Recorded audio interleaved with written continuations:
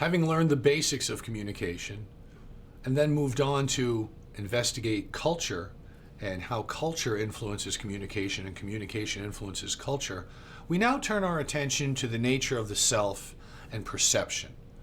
When we talk about the self, we're talking about you. This is intrapersonal communication.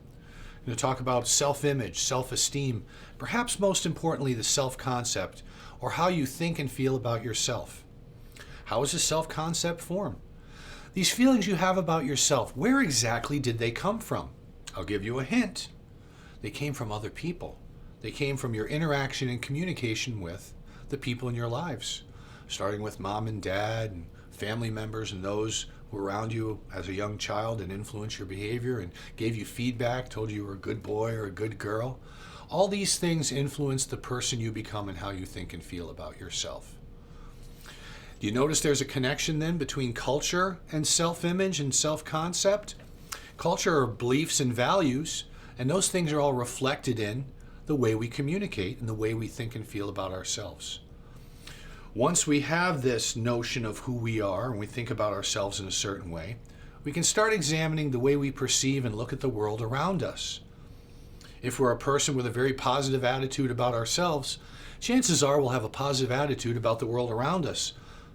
On the other hand, if we don't have a positive self-concept, if we have some work to do to feel better about ourselves, we may see the world as a mean place or a place where we're not understood.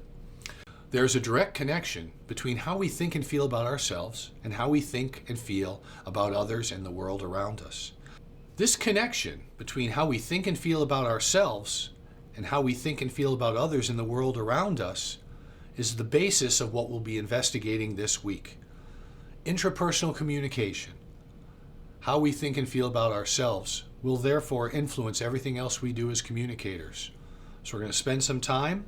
We're going to investigate who we are. I'm going to have you take a Myers-Briggs personality survey and watch some videos that will help you better understand the nature of self and where it fits into this big picture of human communication that we're studying. I'm sure you'll do fine because you're all good people and you do great work, right? Think positive. Now let's get to it.